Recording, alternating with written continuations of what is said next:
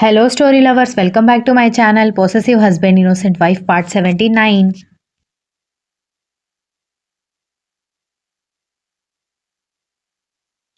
కర్ణ meeting రూమ్లోకి దారి తీయడంతో వరుణ్ కూడా అతన్ని అనుసరించగా పని మనిషికి కాఫీలు పంపించమని చెప్పి వెళ్ళిపోయింది Vasundhara.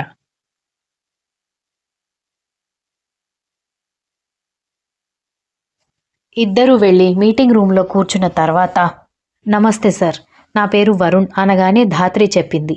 You may take your seat అని చెప్పడంతో థ్యాంక్ యూ అని చెప్పి కూర్చున్న తర్వాత పని మనిషి వచ్చి అమ్మగారు కాఫీ పంపించారు అని చెప్పి కాఫీ ఇచ్చి వెళ్ళిపోయిన తర్వాత ఇంట్రడ్యూస్ యువర్ సెల్ఫ్ అనగానే వరుణ్ 10 నిమిషాలు గుక్క తిప్పుకోకుండా చాలా పొలైట్గా చాలా ఫ్లూయెంట్గా ఇంగ్లీష్లో తన గురించి తను పరిచయం చేసుకున్న తర్వాత గుడ్, మంచి communication skills and eye contact maintain చేసే స్టెబిలిటీ ఉంది నీకు, ఇంత టాలెంట్ పెట్టుకుని నీకెందుకు వేరే ఎక్కడ జాబ్ దొరకట్లేదు అనగానే వాళ్ళకి కావాల్సింది టాలెంట్ కాదు సార్, వాళ్ళ కింద ఇల్లు ఎంజాయ్మెంట్ అనేది లేకుండా పనిచేసే ఎంప్లాయ్ కావాలి.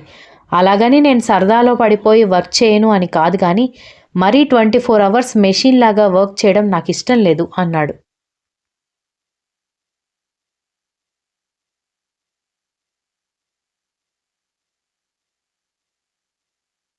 గుడ్, దాత్రి నీకెలా పరిచయం అని అడిగేసరికి వరుణ్ చిన్నగా స్మైల్తో చూడ్డంతో అతని వైపు డౌట్గా చూస్తూనే చెప్పు ధాత్రి నీకెలా పరిచయం అని అడిగేసరికి ఒకే ఎగ్జామ్ సెంటర్లో మాకొకసారి సెంటర్ పడింది, పాపం లేట్ అయిందేమో, పైగా తన ఫ్రెండ్స్ అందరూ ముందే క్లాసెస్కి వెళ్ళిపోవడంతో తన క్లాస్ వెతుక్కోవడానికి ఇబ్బంది పడుతుంటే నేనే తన నెంబర్ చెక్ చేసి వెతికి పెట్టాను, అలా మాకు ఫ్రెండ్షిప్ బిల్డ్ అయింది అని చెప్పాడు.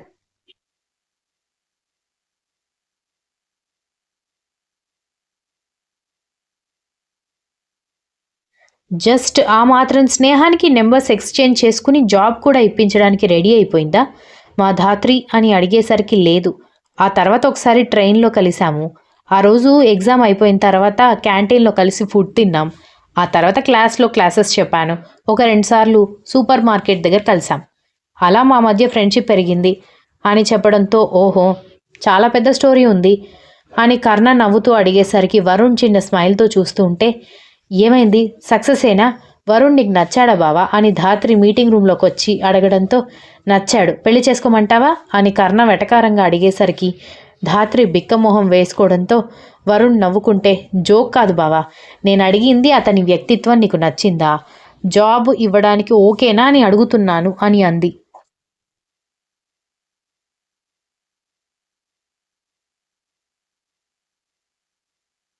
అప్పుడు నువ్వు జాబ్ ఇస్తావా బావా, అతను మన కంపెనీ మోరల్స్కి ఎథిక్స్కి సరిపోయేలా ఉన్నాడా అని అడగాలి కదా అనగాని బుద్ధి తక్కువయ్యి అడిగాను బావా అని ధాత్రి తల పట్టుకోవడంతో కర్ణ నవ్వుకుంటూ it's okay, he's nice guy, మిమ్మల్ని ఇద్దరిని ఇంటర్వ్యూ చేసిన తర్వాత మీ ఇద్దరి జాబ్ గురించి ఆలోచిస్తాను అని చెప్పడంతో సరేనని ధాత్రి సంతోషంగా వరుణ్ వైపు చూసి జాబ్ చూడు అని నా బుర్ర తిన్నావు కదా బాబు, ఇప్పుడు ఓకేనా, వెళ్ళి ప్రశాంతంగా భోజనం చేసి పడుకో అని ధాత్రి చెప్పేసరికి సరే వెళ్ళొస్తాను సార్ అని చెప్పి వరుణ్ వెళ్ళిపోవడంతో మీ ఇద్దరికి మంచి ఫ్రెండ్షిప్ ఉన్నట్టుంది అని అడిగాడు కర్ణ.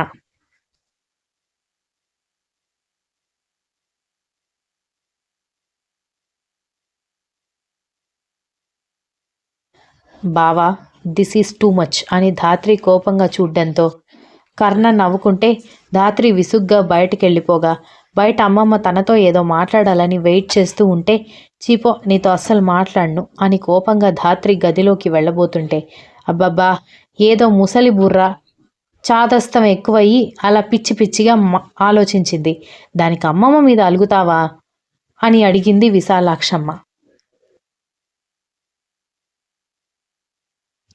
అలగడం కాదు, నువ్వింకా నాతో మాట్లాడడానికి ట్రై చేస్తే నాకు ఇంకేం అనిపిస్తుందో తెలీదు, పోవే అని కోపంగా చెప్పి ధాత్రి వెళ్ళబోతుంటే అరే ఆగవే, పిల్లాడు చూడ్డానికి బాగున్నాడు కదా, నీకు నచ్చాడేమో, పెళ్లి గురించి మాట్లాడడానికి పిలిచావేమో అనుకున్నాను అనగానే అలా అనుకుంటే మా నాన్నకే చూపిస్తాను కదే, బోడి నీ పర్మిషన్ నాకెందుకు అని అంది ధాత్రి చిరాకుగా.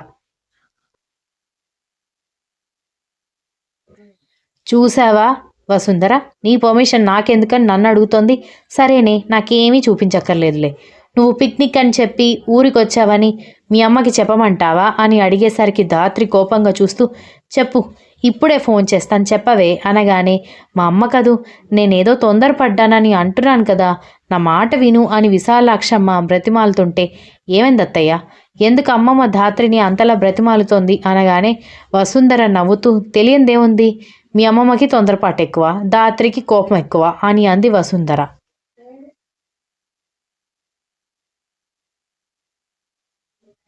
అసలేమైందో చెప్పండి అత్తయ్య, క్యూరియాసిటీతో తలనొప్పి వస్తోంది నాకు అని దక్ష అడిగేసరికి, ఏముంది, ధాత్రి ఫ్రెండ్ అంట, ఇందాక ఒక అబ్బాయి వచ్చాడు కర్ణ దగ్గర జాబ్ ఇప్పించమని అడగడానికి, ధాత్రి కర్ణ పిలిపించమన్నాడని పిలిచింది. ఆ విషయం తెలియక మీ అమ్మమ్మ పెళ్లి చేసుకోవడానికి సంబంధం మాట్లాడడానికి ఇంటికి వచ్చాడనుకొని ఇద్దరిని అదరగొట్టేసింది అనుకో. మీ అమ్మమ్మ అడిగిందేంటో ధాత్రికి అర్థం కాలేదు, ధాత్రి ఎందుకు పిలిచిందో మీ అమ్మమ్మకి తెలియదు. కాసేపు అయోమయం తర్వాత విషయం మీ ఆయన వచ్చి క్లారిటీ ఇవ్వడంతో ఇప్పుడు మనవరాల్ని బ్రతిమాలుకుంటోంది మా అత్తగారు అని అంది వసుంధర నవ్వుతూ.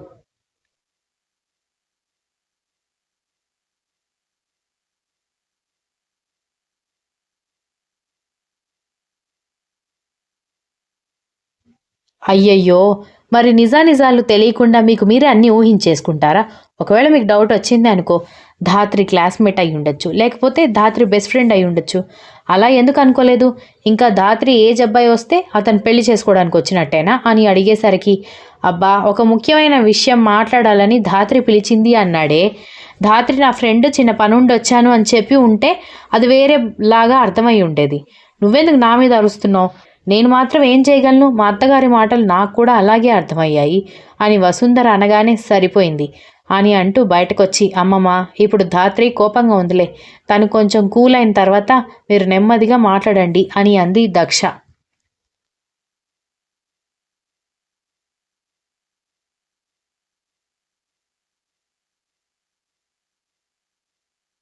అమ్మో, దీనికి కోపం అలగా పోయేదాకా ఉండాలంటే పుష్కరం కాస్త పూర్తయిపోతుంది. ఇదివరకు ఇలాగే ఒకసారి నేను మీ తాతయ్య ఊరు నుంచి వస్తున్నామని చెప్పాం. కానీ లాస్ట్ నిమిషంలో మనవరాల్ని సర్ప్రైజ్ చేయాలని చాదస్తం పుట్టింది మీ తాతయ్యకి. దాంతో రావడం లేదు, ఒక ముఖ్యమైన పొలం పని ఉండి మళ్ళీ తిరిగి వెళ్ళిపోయామని చెప్పమని మీ తాతయ్య నా బుర్ర తినడంతో సరేనని అలాగే చెప్పి రాత్రి భోజనం చేసే టైంకి వచ్చేసరికి మేము వస్తామని రాలేదని ధాత్రి అప్పటికే అలిగి కూర్చుందని సత్యవతి చెప్పింది. సరే, మీ తాతయ్య నీతో చమత్కారం ఆడాడని చెప్పడానికి వస్తే ఎంతసేపటికి తలుపు తెరవదే, ఉదయం కూడా మాట్లాడకుండా స్కూల్కి వెళ్ళిపోతుంది కానీ వాళ్ళ తాతయ్యతో కానీ నాతో కానీ మాట్లాడదు. అలా 2 నెలలు వాళ్ళ ఇంట్లో ఉంటే మాతో నెల రోజులు మాట్లాడలేదు. ఎంత బ్రతిమలాడినా మాట వినలేదు. మేం తెచ్చిన పిండి వంటలు కూడా ముట్టుకోలేదు తెలుసా అని అంది బామ్మ.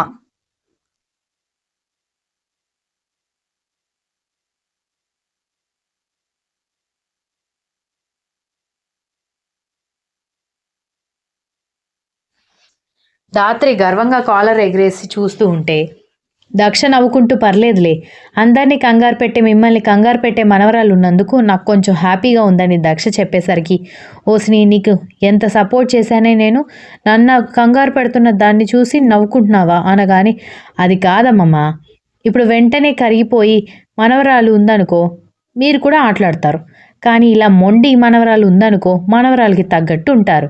అందరూ నాలాగా ఇన్నోసెంట్గా ఉంటే ఎలా చెప్పండి?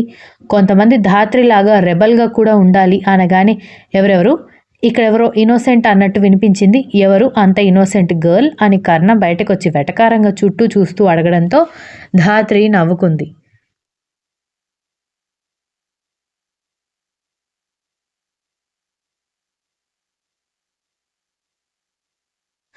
దక్ష కోపంగా చూస్తూ, అంటే ఏంటి మీ ఉద్దేశం అని కోపంగా అడిగేసరికి, నువ్వు ఇన్నోసెంట్ అని ఎవరైనా చెబితే వాడిని ఎడారికి పంపించేయాలి.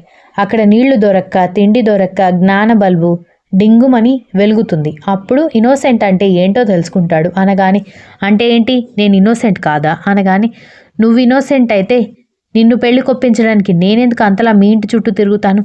నా ఆఫీస్లో ఎవరితోనైనా నేను రిక్వెస్ట్ చేయించుకోవడమే తప్పితే ఇప్పటి వరకు ఎవరిని బ్రతిమాలలేదు. అలాంటి నా చేత నువ్వు బ్రతిమాలించుకున్నావు తెలుసా అనగానే, అవును మరి, దేవుడు అన్నీ చూస్తూ ఉంటాడు. అంతమంది చేత మిమ్మల్ని బ్రతిమాలించడం చూసి జాలి పుట్టి ఒక్కసారి మీరు బ్రతిమాలుతుంటే చూడాలని నన్ను పుట్టించాడు అని అంది దక్ష.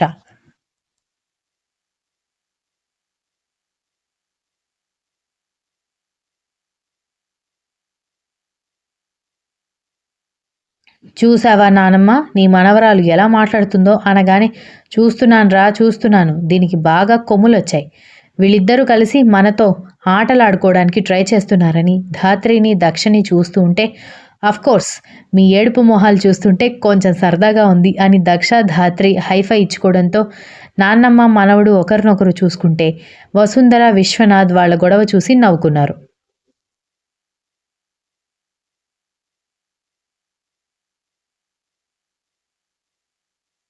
సరే వసుంధర, స్నాక్స్ అయ్యాయా లేదా అని విశ్వనాథ్ అడిగేసరికి ఎక్కడా, మీ కోడలు పకోడీలు చేస్తానని నా చేత క్యాలీఫ్లవర్ పకోడీలు చేయించమని అన్నీ రెడీ చేయించి ఇప్పుడు వెళ్ళి వాళ్ళతో సరదాగా ఆడుకుంటుంది. ఇక్కడ వంటగదిలో నేనొక్కదాన్ని ఏం చేయాలి అని వసుంధర అడిగేసరికి అది హెల్ప్ చేయకపోతే ఏమైంది, నేనున్నాను కదా, నేను చేస్తాను అంటూ వంటగదిలోకి వెళ్ళింది విశాలాక్షమ్మ.